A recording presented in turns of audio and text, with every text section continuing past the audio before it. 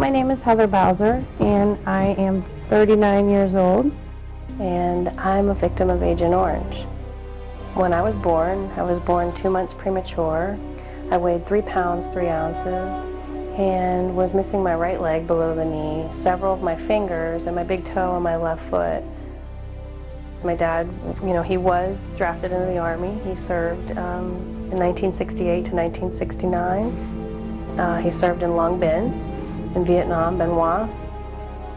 The ideas of forgiveness and the idea of the responsibility of Agent Orange and its effect on the human race has been something that has been somewhat of a roller coaster throughout my life. My name is Jenna Mack, and I'm 18 years old. My maternal grandfather served in the American War from 1968 to 1970. He was stationed in the Oshawa Valley and was sprayed with Agent Orange almost on a daily basis. My mother, she was born with severe hip dysplasia, and in the past 5 years has acquired numerous cancers and an autoimmune disorder. I am a third-generation Agent Orange survivor, and I, go through the emotional side to it with my mom every day. The two persons whose monologue you just listened to are Heather Bowser, a second generation, and Jenna Mark, a third generation victims of Agent Orange. Belonging to different generations and having different life stories, but they came to Vietnam this time with the same goal and purpose, that is to be healed and to heal Vietnamese people who are affected by Agent Orange just like them. Now let's join me to welcome Heather Bowser and Jenna Mark. Thank you. Thank you. Thank you very much for being with us today. You just docked in Vietnam from the Peace Boat, Yes. which arrived from Japan. And you seem to have an amazing adventure. So tell us, what is special about the trip? Well, Peace Boat in particular is a very special organization that is really committed to bringing peace throughout the world. This was around their 40th trip to Vietnam from Peace Boat, and we were very honored to be invited to be educators there on the ship from Japan to Da Nang. So it was an amazing experience. We were very fortunate that almost every one of our lectures about Agent Orange was filled to capacity, which was around 450 people per lecture. So how many times have you been to Vietnam, and what are the ultimate goals of your trips to Vietnam? This is my third time to travel to Vietnam. I started traveling here in 2010. My goals here, usually what I set out to do, is to make connections, to help educate not only myself, because I want to know all the information I can find about different areas in Vietnam that's been affected, but also to make connections with the people, because I really feel like the second and third generation need some support, need to know that they're not alone in this fight, that we're all here together, and that we want to make connections and be stronger together. How about you, Jenna? This is my first time to Vietnam, and I think my ultimate goal is right now to learn more about the Vietnamese side of the war and not just the American, because I know my side of it, and I don't know enough about their side of it. And so my goal is to just educate myself right now, and then once I educate myself, I can go from there and start helping the Vietnamese. So how did you guys know each other? Well, I created a Facebook page right after my first trip to Vietnam. And on that Facebook page, a woman from California replied to one of my postings talking about Agent Orange. And she identified herself as someone who was also a second-generation victim.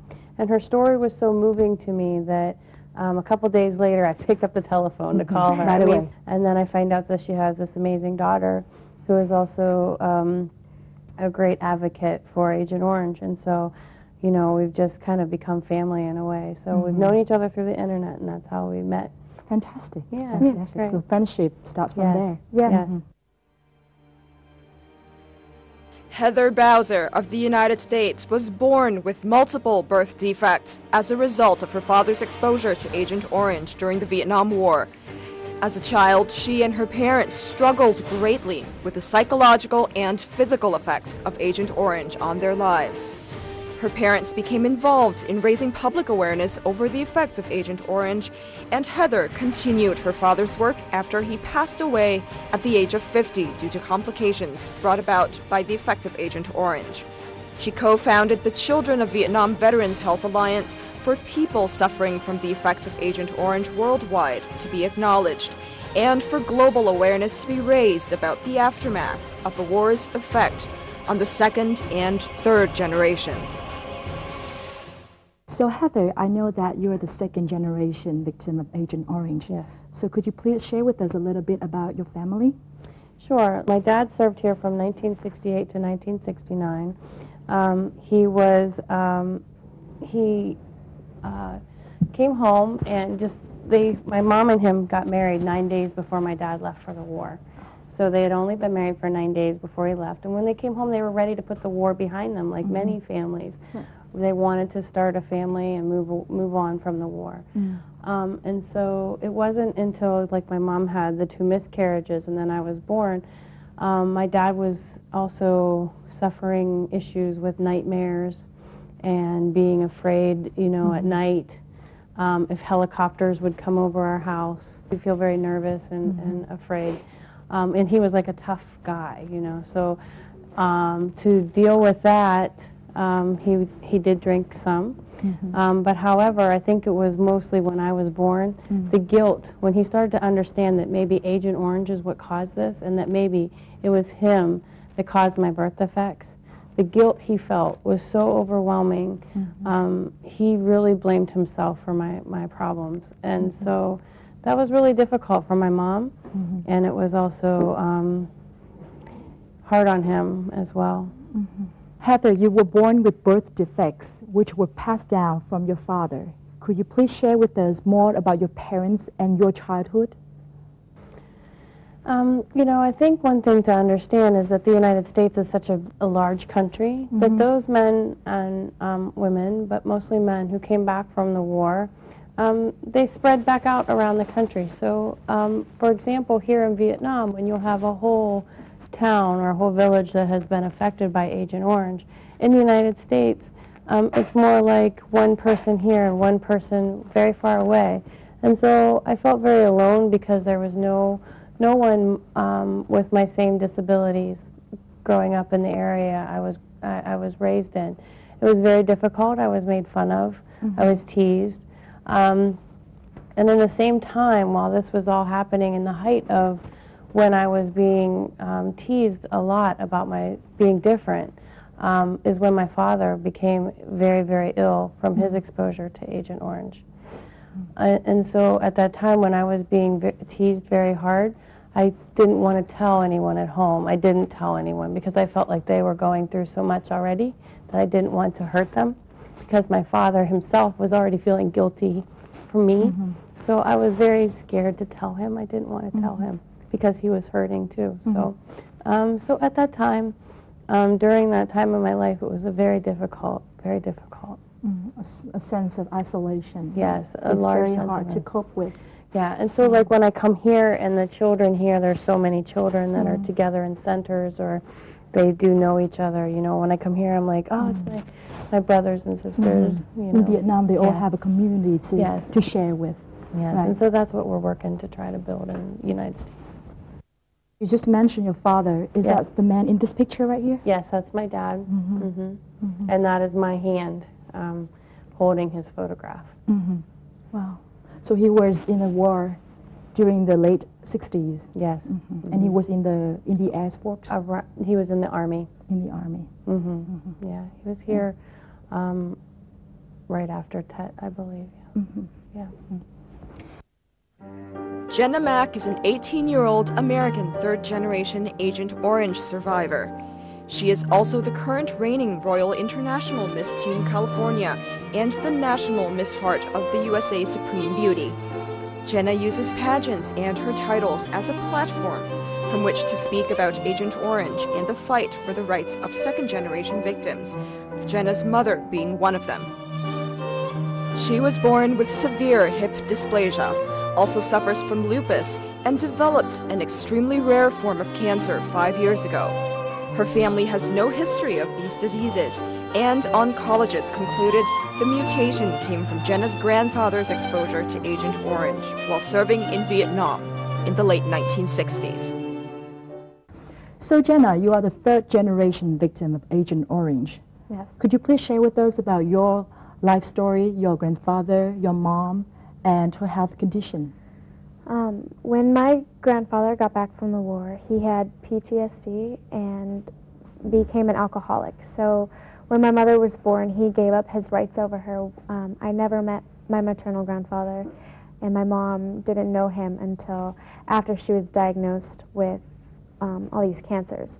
When my mother was born, she was born with severe hip dysplasia, and she's had countless amounts of surgeries to have, you know, her hip bones restructured and whatnot. And then when she was about 33, was diagnosed with a rare form of cancer that her doctors told her was caused by extreme exposure to something like radiation, herbicides, or pesticides. And they looked at her and asked her where she got it from because they had no clue. So that's when she started looking into it and how it was possible that she had even gotten cancer like that, and found out, you know, that it was most likely cause of my grandfather serving in the American War. So, you know, I've been through a lot with my mom. When I was 16 years old, I had to give her chemo medicine through injections. So I was giving my mom shots every day for twice a day. And it really took a toll on me. I grew up a lot faster than I wanted to. But as of right now, my mom's really healthy. Not really healthy, but the cancer's at bay because of the medicine she's taking. So she's doing better than she was. And I'm not physically affected by it right now. I don't know if one day I will be affected by it. You know, my mom didn't acquire these cancers until she was in her 30s, so it's very possible that I could acquire these just like she did. And even if I don't acquire them one day, it's also very likely that I could pass this on to my children, and my children could have it. So it's something that affects me every day, and it's something I think about every day. It's very hard to tell. So how do you think about your health now? It worries me at times. I have a birthmark on the back of my right leg that's about this big, and I go in every 2 months to get it looked at because the doctors told me that it was too big, and that the size of it was probably bad. And so you know, they took pictures of it and they did testing on it, and you know, he's telling me that the borders of it are already looking cancerous. So for me to be 18 years old and for a doctor telling me that I might have cancer, it's hard. But you know, there's also things like when my mom was pregnant with me, I was a twin, and my twin died before birth. And so that makes me wonder if that's Agent Orange related. If part of me is missing because of a chemical that they said was harmless to humans. If you know, and I have a heart murmur, and it's very common in third generations of Agent Orange survivors to have heart murmurs. So there's little things about me that I wonder every day if they're caused by Agent Orange, but I have nothing telling me that they are. So it's sort of a gray area, and we definitely hope that nothing's going to happen. Right, yeah. So as a third generation victim of Agent Orange, you have been trying to create and raise awareness about Agent Orange. Yes. So what is the source of this motivation? Is it because of your mom and your time of taking care of her? That's exactly it. Seeing everything that my mom's going through, still going through, makes me want everybody to know about it. And like I said, the effects that it brings on not only the people who serve their children, their children's children, and makes me want to ask people, how long do you think this is going to go on? How many generations do you think it's going to take until someone helps, someone does something about it? Right. This time, Jenna and Heather are coming to visit Vietnam. Let's follow their steps to see what they have witnessed and who they have met and what they have experienced. Since her first trip to Vietnam in 2010, Heather always returns to the Vietnam Association of Victims of Agent Orange Dioxin, VAVA, every time she's in the country. This time, she is greeted by Lieutenant General Nguyễn Thế Lực, Vice President of VAVA. He provides her with the latest information relating to Agent Orange victims in Vietnam. What I learned today was that many second and third generation victims here in the U.S., here in Vietnam, are similar as in the U.S., where we have seemingly healthy people, and then they discover that they have some very life-threatening illnesses that happen to them unexpectedly. So it's a confirmation for me. It gives me hope to actually build more of a coalition with each other so that we can support each other. Despite having greeted many foreign visitors to VAVA, this is the first time Lieutenant General Lực has met a second-generation victim from the United States. Chị là người trong cuộc, phải nói câu chuyện của chị đó là những nhân chứng sống mà chúng tôi cũng rất là cảm động, và ở đây có một cái sự đồng cảm, và tôi cảm giác càng kể càng nghe những câu chuyện này thì thấy sự xích lại càng gần nhau hơn giữa chúng tôi. Vietnam is working to identify an exact number of Agent Orange victims across the country, according to Lieutenant General Lực.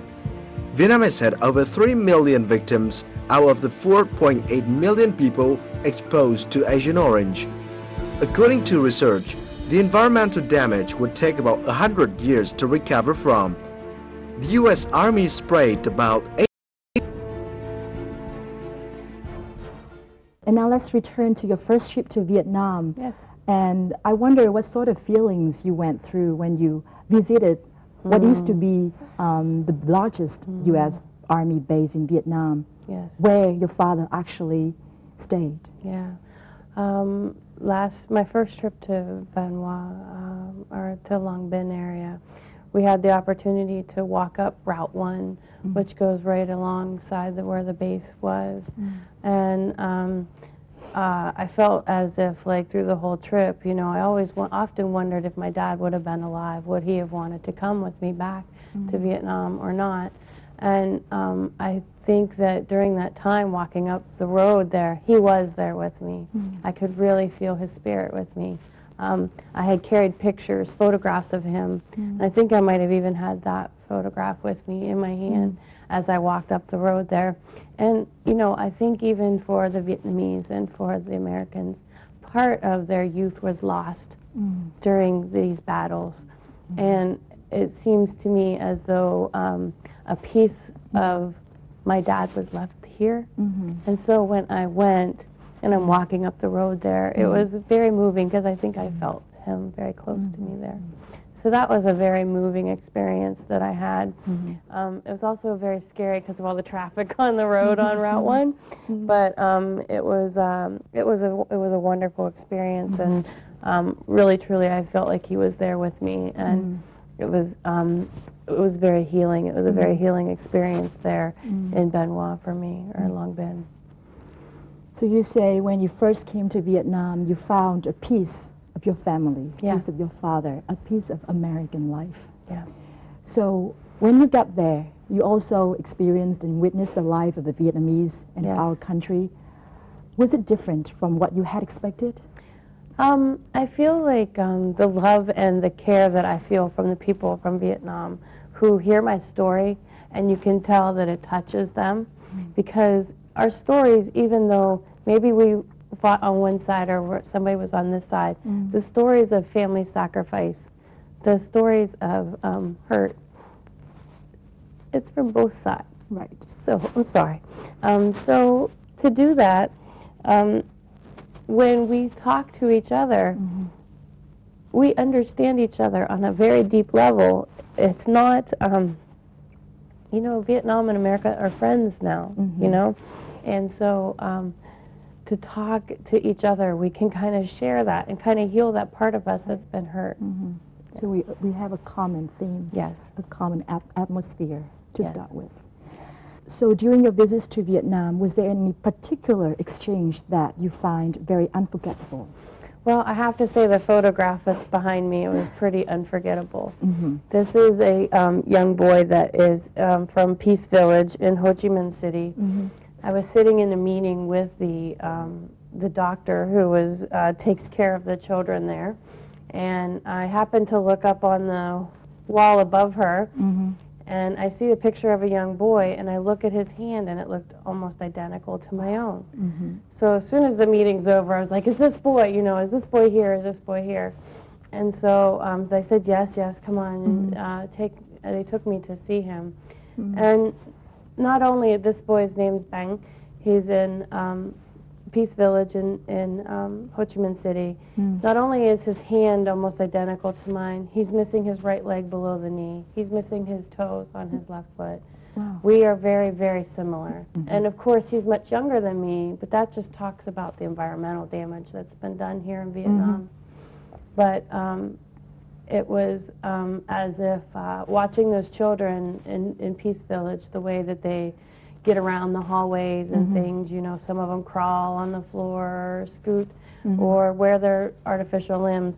I can identify with that because if you remember when I said that at times when I was a child I felt so alone. Right. To see those children there in a loving relationship with each other and acceptance from each other and getting around however they needed to get around, I really felt like part of my childhood, my child like kind of healed when I was a part of that. And so yes, that moment was like an amazing moment in my life. And I felt like, again, I said it was like affirmation that, you're fighting all of this and sometimes you get scared. What if you're on the wrong path?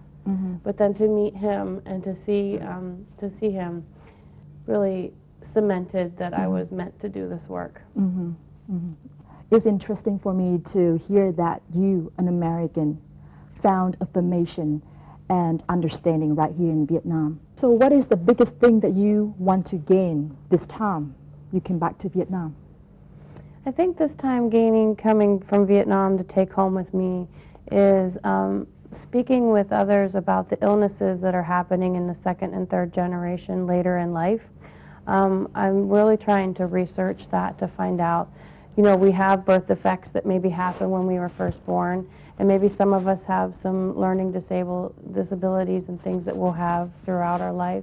But what we're looking for and we're trying to research and figure out what's happening is like in the example of Jenna's mother, where we have these very unusual illnesses happen to someone at a very young age.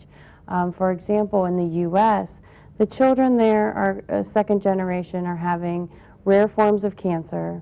We are having problems with our autoimmune system.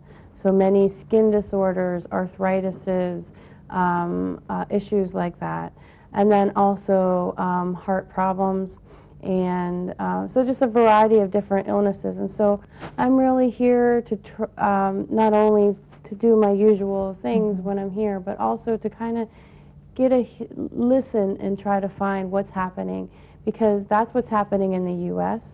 And so I want to be able to tie us together more so that we can work together and not be separate by, country or disabilities or whatever. Yeah. During her first time to Vietnam, Heather had a touching exchange with Thanh Tùng, a second-generation victim of Agent Orange. This time back to Vietnam again, she also took time to visit him. Let's take a look. The first time Heather visited Thanh Tùng, the thing that brought them closer was music. On this visit to Vietnam, Heather and her husband, Aaron Bowser, have also been joined by their young companion, Jenna, who has also found a connection to this country. When he played Amazing Grace today, I cried, and it was kind of like, I felt like I had already known him because I had seen him play before, so getting to meet him was like a blessing to me, so I was really happy to be here. Dung is a Hanoi-born second-generation Agent Orange victim. His father, Nguyễn Thanh Sơn, was exposed to the toxic chemical while fighting on the battlefields of Guangxi and Thừa Thiên Huế during the 1970 and 71.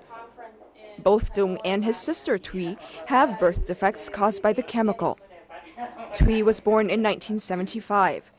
She is deaf, blind, paralyzed, suffers epilepsy, and has intellectual disabilities. I was very emotional today here, and it is nice to be back here visiting again, but I know through the smiles there's a lot of pain. Their daughter is very ill, and it's really hard to, that they persevere through their hardship. Dung has a deep understanding and connection with Heather and Jenna, who are Agent Orange victims from the United States. Tôi nghĩ rằng là dù là người Việt Nam hay là người Mỹ thì sau cái cuộc chiến tranh thì cái nỗi đau da cam là giống nhau. Mọi người đều phải vượt qua những cái cơn đau về thực thể và những cái cơn đau về tinh thần, đều phải rất là nghị lực. Mỗi một cái câu chuyện đời của một nạn nhân chất độc da cam là cả một cái câu chuyện là phải vượt qua những cái khó khăn, cho dù là những khó khăn rất là đời thường trong cuộc sống thôi, nhưng mà và đấy lại là một phụ nữ thì có lẽ cái sự thiệt thòi do cái di chứng của chất độc da cam để lại nó còn lớn hơn cả tôi rất là nhiều. Vì thế mà tôi ngay từ phút đầu tiên thì tôi muốn dành cho chị Heather một cái sự chia sẻ, giống như là những người bạn cùng phải vượt lên những cái thử thách mà cuộc sống đã đem lại cho mình. They first met Thanh Dung in 2010 and since then have visited him each time they come to Vietnam. So Jenna, this is the first time you visited Vietnam. Yes. What are your impressions that you have about the Vietnamese Agent Orange victims? I think they're wonderful people, and to see what they've had to go through with their lives, the mutations they have and the disabilities they have, that their spirits are so happy inside, and that makes me want to work even harder for the acknowledgement and recognition, and they're great people. Mm-hmm. So it's already in the environment, so it's the cycle keep going on. And on and on. Mm-hmm. Yeah. So could you please brief us a little bit about the conditions of the American victims of Agent Orange? What are the common health problems that they have? Okay. So currently right now, of course, we have the first generation, which are the veterans. Many of them have very severe illnesses. Many of them are dying at a very young age, just like my own father. So the first generation is really ill. They really cannot, they don't have the energy to be able to help the second and third generation. They're trying to keep themselves well. Second generation, what we're finding is that there are kids that have been born like me with multiple birth defects, but we also have a large percentage of very young people getting old people diseases with no family histories. And that is a cause for alarm. And then the third generation, which Jenna is a part of, one of the main birth defects or issues that are reported is autism. And autism, I think in Vietnam, I don't know if they define it the same way, but it's basically a child will be developing and maturing pretty much on track in time, and then all of a sudden they just slide back and they don't develop properly. Maybe they can't socialize with other people very well. And so we find that autism is the #1 reported issue within the children of grandchildren of Vietnam veterans. So how about the welfare policies that the U.S. government has offered to the Vietnam veterans as well as their children who are affected by the Agent Orange? Okay. So for Vietnam veterans, it's been a very, very long, difficult process. My father first, really quick, I'll tell you what happened with my dad. When he was 38, he had 5 bypasses on his heart. When he was age 40, he developed diabetes. When he was age 48, he had a stroke. And at age 50, he died of a massive heart attack. So in 1986, when he first had his heart problems, he filed a claim with the the VA at that point in time, in 1986. So they denied his claim, of course.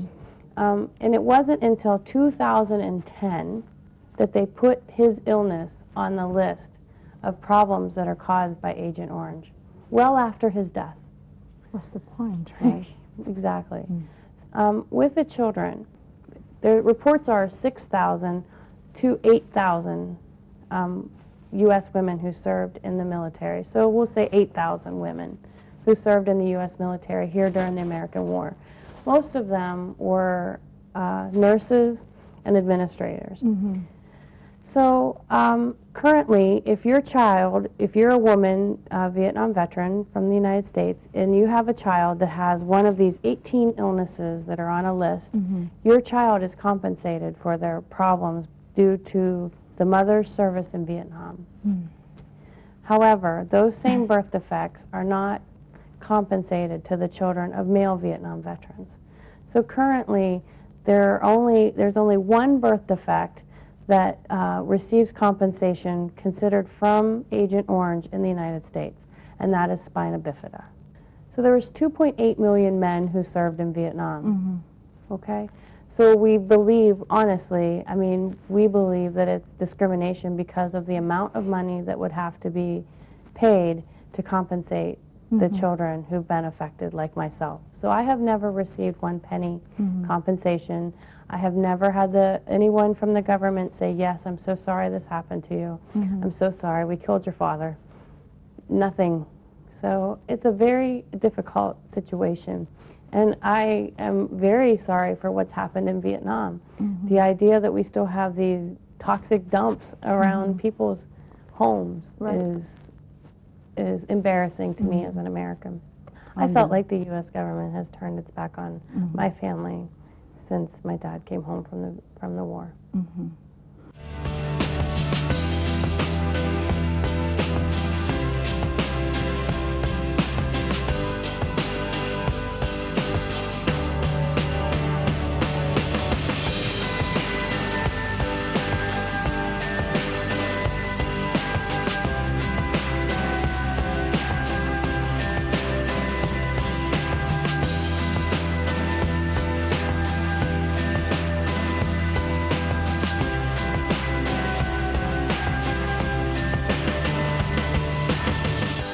So how old were you when you started becoming an Agent Orange activist? Well, when my parents first found out about Agent Orange, I was probably 5 or 6 years old. And so there's photographs of me at little Agent Orange rallies, wearing a skirt and showing my leg. My parents were activists up until when my dad became very ill with his heart problems. So you have been fighting for the justice over the years, since you were 5 or 6 years old until now. What is the message that you want to get across? Our message is that we need justice, we need acknowledgement, and that everyone who's been affected by Agent Orange deserves to be recognized, and that you're not alone. You're not the only one out there going through this, that we're all in this together, and only by a worldwide approach and looking at Agent Orange as a humanitarian tragedy will we be able to come together as a whole and help those who are suffering the most. So you are the founder of the Children of Vietnam Veterans Health Alliance. What is the main mission and the main goal of this alliance? Yes, I'm the co-founder. I have a cohort that helps me. Our main message is that we want to get timely information out to those who have been affected, and that we are going to push for the justice of those who've been affected by Agent Orange. Not just the American side of the story, not just the Vietnamese side of the story, but the Vietnamese, the Americans, the Australians, the Koreans, the Okinawans, the Canadians, all of these people from Guam, all these people who've been affected by human error by Agent Orange deserve to have justice. And that's our main message. So that's Heather's way of getting her message across. How about you, Jenna? I currently use pageants to get my message across. I can see. Yeah, I compete in tons of pageants every year, and my platform is Agent Orange, fighting for second and third generation victims' rights. So I speak about it in every place that my director fur these pageants wants me to go, I talk about my platform, I talk about my story, my mom's story. So right now, it's just what I do is I get the message across. So as part of their visit to Vietnam this time, Heather and Jenna spent a day to visit the northern city of Haiphong to visit some families of Agent Orange victims. And then let's find out what they have seen. The first person Heather and Jenna visit in Haiphong is Phạm Thế Minh. He is a 37-year-old second-generation Agent Orange victim. His parents are both veterans. Through his determination, Minh has become a well-known English and computer science teacher in the local area. Mr. Minh, he and I met last year in Hanoi, and so it's been great getting to know him, and it's such a pleasure to come and see how hard he's worked to work through the things that he's been given in life. I find that the second generation Agent Orange victims, have the ones who are able to, have worked very hard to try to make a good life for themselves, and I think Mr. Minh is a wonderful example of that, and he's a good friend of mine. On their second visit, Heather and Jenna meet a family with 3 generations of Agent Orange victims. Phạm Thị Đức is 70 years old. She was exposed to Agent Orange while working as a nurse on the battlefront. She had a child 1 year before the war ended. But her son has growth problems due to problems with his pituitary gland. Đức grandchild also carries the same birth defects as his father. Seeing this little girl and that she's a third generation, I feel close to her because I'm a third generation. And, you know, the grandma was talking about how she's not sure of this girl's future, and I feel that every day. You know, I'm not sure if I'm going to acquire different things when I'm older in life. So being here kind of makes me feel at home. Seeing the congenital effects of Agent Orange, Heather has become more determined to support Vietnamese Agent Orange dioxin victims. There's a large fight ahead of the people of Vietnam, and I hope that I can be a part of that to help them gain justice for all the Agent Orange victims here. I once visited your website, theagentOrangeSpeaker.com, and I saw kind of your slogan which says, "I will keep fighting until all descendants of Agent Orange find justice." Do you think that we are anywhere close to that day when the justice prevails? I do not feel like we are there yet. I do feel, though, is if we continue to work together and we continue to make this a real issue so that people can understand the suffering that is really happening here and around the world, then maybe we will be able to make a difference, and maybe that the descendants that are down the line from the future will not have to worry about this problem. So what do you think is the main important factor that we must have in order for this day to come soon? We have to continue to speak out. We cannot be silent. We cannot stay alone. We have to reach out to groups around the world. So we have to be together and speak solidarity. Our voice. Yep. About the fight for all the second generation victims, your mother once said, "It is going to be a long, long road, and I may never see it." So that's where Jenna comes in. How do you feel when you hear this? It makes me sad that my mom knows, it feels in her heart that she'll never get the help that she needs, and that I have to be that person for her. So it's hard, but I know that it's probably true, and that's why I'm here. I'm here to learn, and I'm here to better myself and see the other side of the story, so that I can be that person, and I can, you know, stand up for what is right. And you're not only speaking your voice, you are speaking your mom's voice, Right. and many others' voice, and Heather's voice also. So what are your biggest wishes now? My biggest wish is someday I'd get that phone call. Guess what? The U.S. is taking responsibility for Agent Orange. You know, that would be my biggest wish. But until that can happen, I think my biggest wish is that we can all build community. We can all work together. we can support each other. We can learn from each other, because that helps us. If the government will not ease the pain of Agent Orange, then at least we can lessen the pain of each other by using our stories to come together and build relationships, and so that we know that we are not isolated, that we are not alone, and that we can be connected in this tragedy. We can build good things out of this tragedy that has happened to us. How about you, Jenna? Well, I think my biggest wish is that everybody would get the help that they need, you know, not only for my mom, but coming here and seeing all these children and what they need. They need so much, and everybody, you know, needs something. And I would, you know, my wish is that everyone gets what they need, not so much what we want and what we, you know, want to hear, but what they need. So now please share with us some of your future awareness-raising activities that you have in mind. A couple of our ideas, you know, now that we have filed as a nonprofit organization, we're able to start to do some fundraisers and start to do some things to really find the needs of those who are affected and figure out ways to help them financially, and also to bring awareness.